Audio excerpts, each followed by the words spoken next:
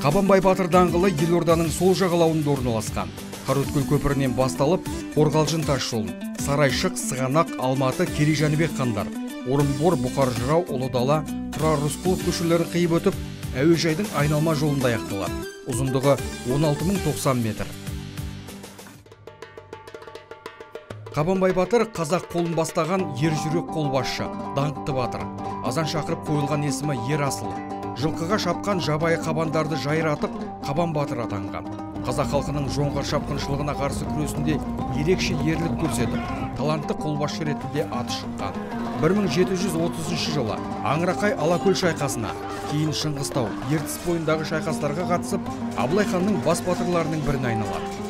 Шыңғыстаудағы Шаған шайқасында Ақбоз атпен топ жарып, жауға шапқан үшін Дарабоз атанады. Жазушы Қабдеш Жұмаділовтің Қабанбай Батыр туралы Дарабоз атты тарихи романы бар. Бұл даңғылда Қазақ ғылыми медициналық орталығының кардиохирургиялық клиникасы, Қазмұнайгаз ұлттық компаниясының бас ғимараты, Астаналық цирк, Салтанат сарайы, Астана арена стадионы, Сарыарқа велотрегі спорт кешені, Назарбаев университеті, Экспо 2017 көрме павильоны орналасқан.